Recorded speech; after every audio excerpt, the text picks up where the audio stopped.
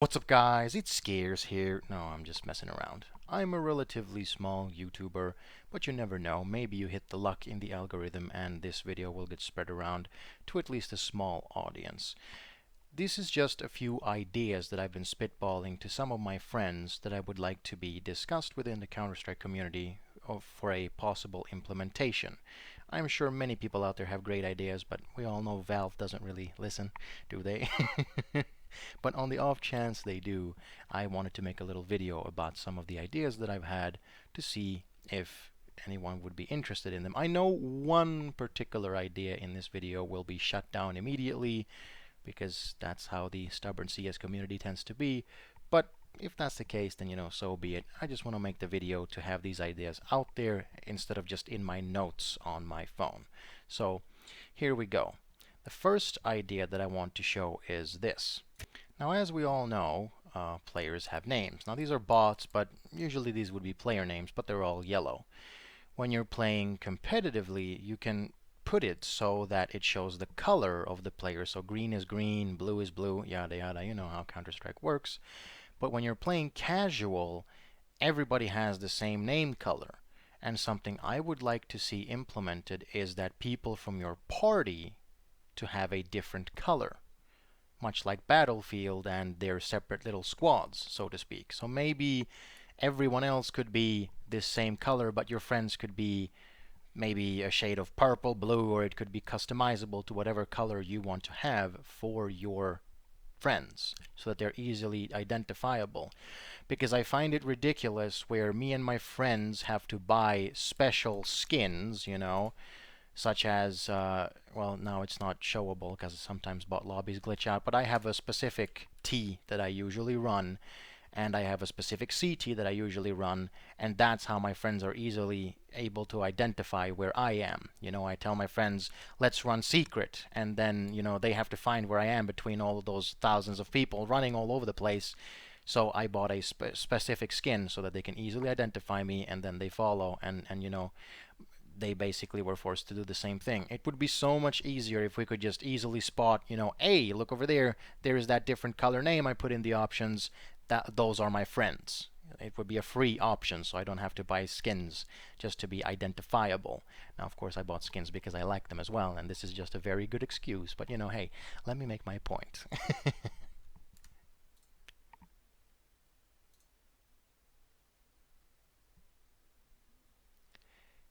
Another thing in that, which I just talked about as well, my friend pointed that out. However, I have no idea how this could be fixed, but there were many instances where my friend would be looking at an enemy, but simply because one of our teammates was on the other side of a wall where this enemy was standing, it looked like the enemy had a friendly player tag name, above his head.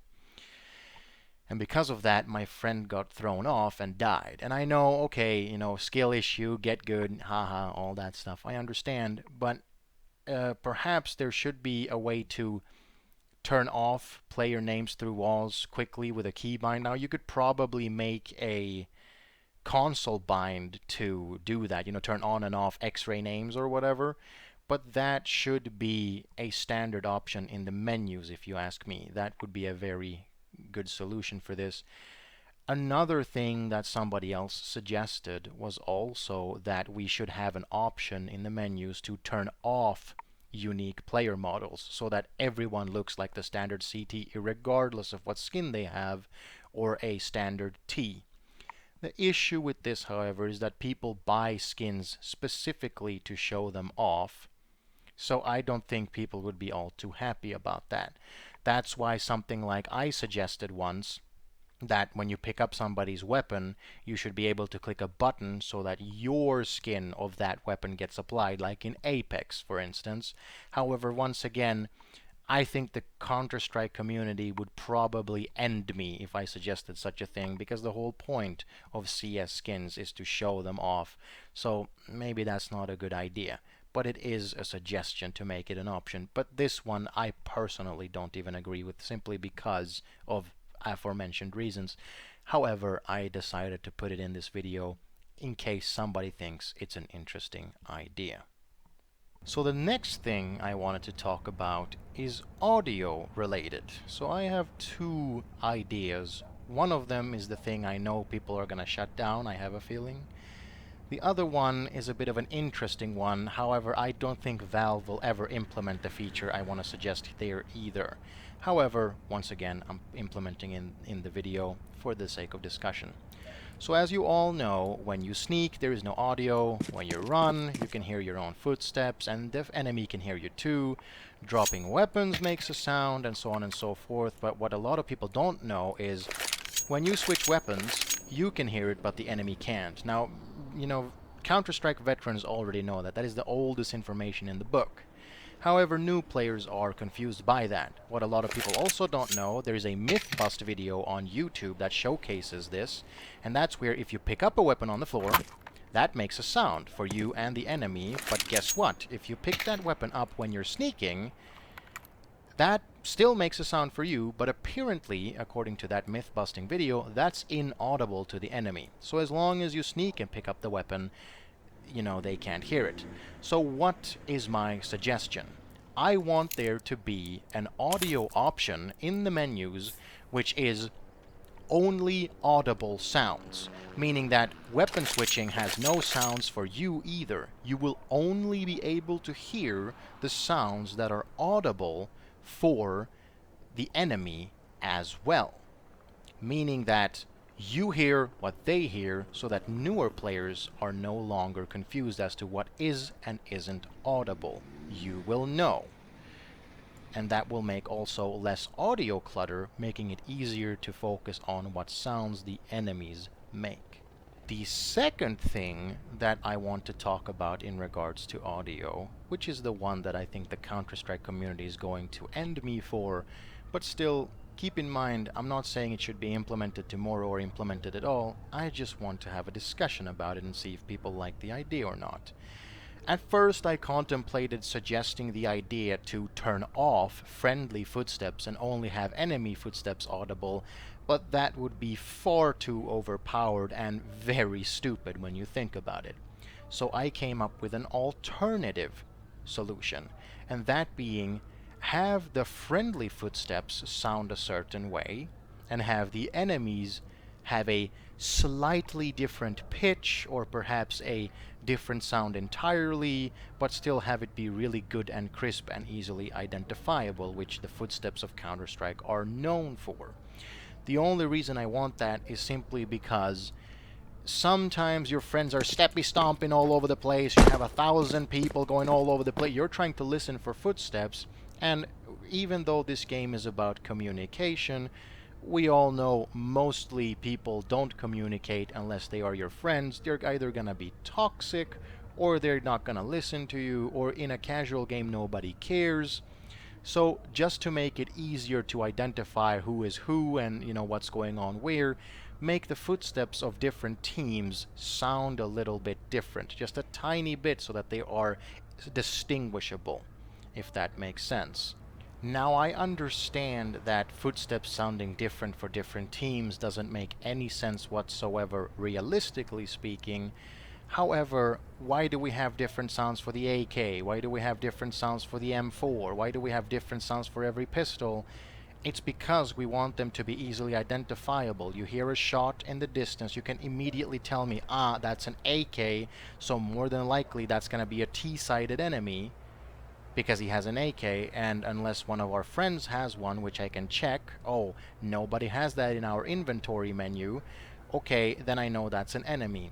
Kind of the same thought process here.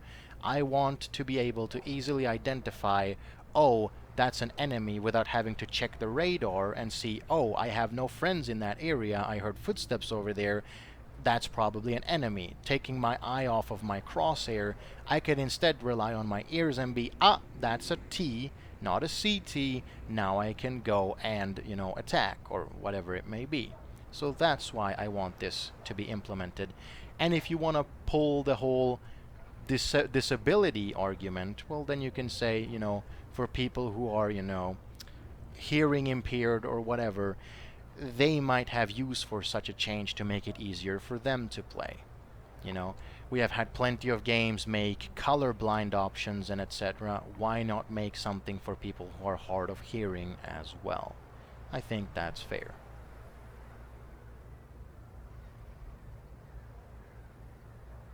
While recording this video, I actually came up with a third audio suggestion. This one is a bit iffy. I came up with it in the moment, and because of that, I am not all too sure about this. However, I'm still going to suggest it in case, once again, somebody finds it interesting. So, we all know when you throw a decoy, it makes the sound of the weapon you're holding. Everybody knows this.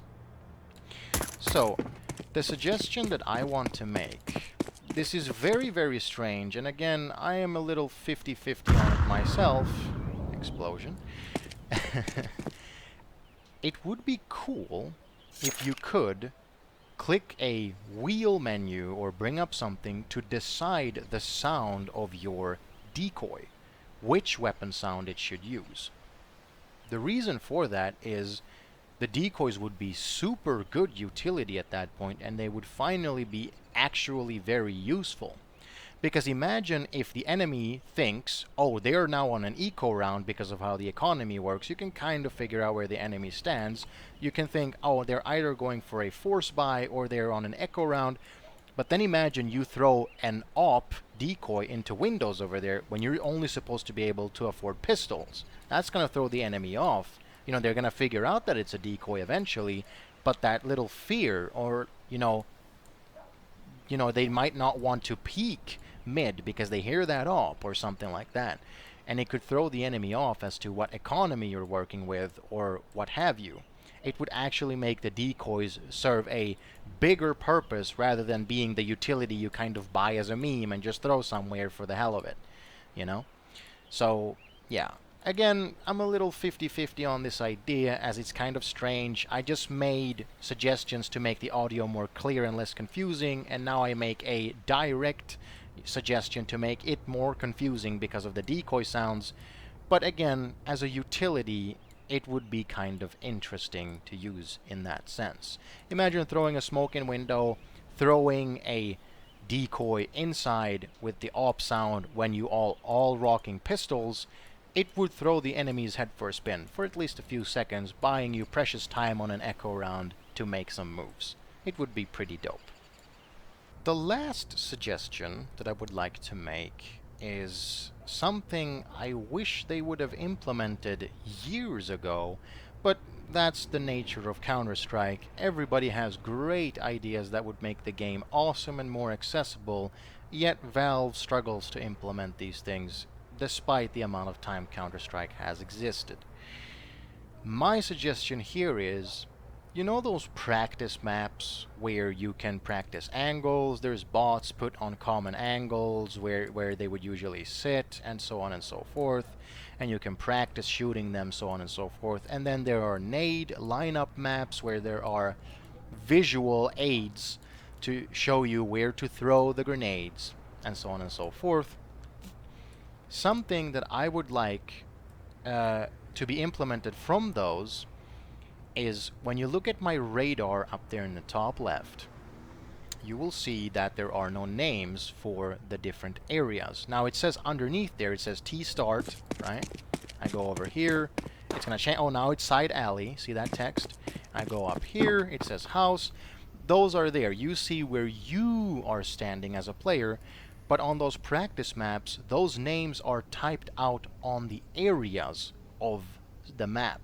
So this whole block would be called house on the very radar itself, and I don't have to go all the way to B site to know that it's called B site. It would say B site on the map. Now, of course, you can see the A and the B on the radar, but I'm just using them as an example. You would see it says T spawn over there and CT spawn over there. The reason I want that as an option in the menus is because the people that already know the callouts would probably think that that's too cluttery, so they can turn it off and it will not bother them.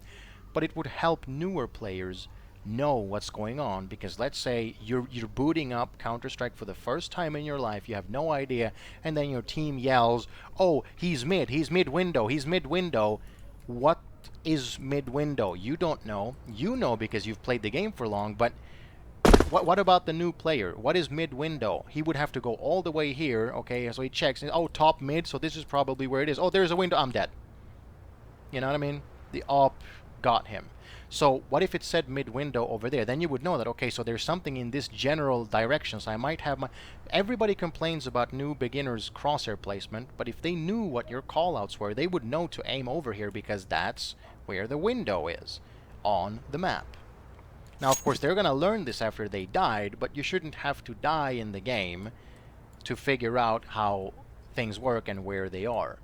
And if you're a pro, you can just turn that option off. That's all it would take. I'm saying it shouldn't be implemented permanently. I'm saying it should be an option for people. Because if Valve found the need to implement follow recoil to help newer players with the recoil of the game, why not implement map names as well to get the newer players easier into the game?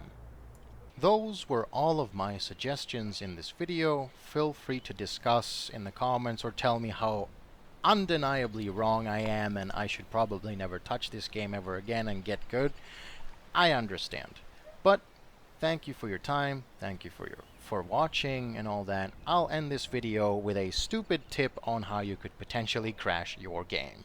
They took out the ability to spawn corpses in practice maps simply because, well, it crashed the game and Valve didn't think that was a good idea. There was a guy on YouTube that, spawned corpses until the game crashed, and to my knowledge they took that out for that reason.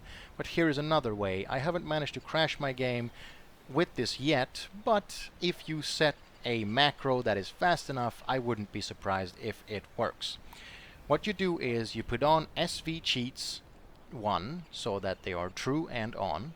Then you buy yourself a Molotov or flame grenade, whichever you prefer, doesn't matter. You throw it, and then you bind one of your keys to rethrow last nade and spam that key, because fire grenades are very taxing for the source engine, so you can have fun with this. Now, of course, my graphics are on the lowest setting, so it might not have a drastic effect like last time, but on the highest settings, I noticed my very powerful PC struggling quite drastically, so here we go.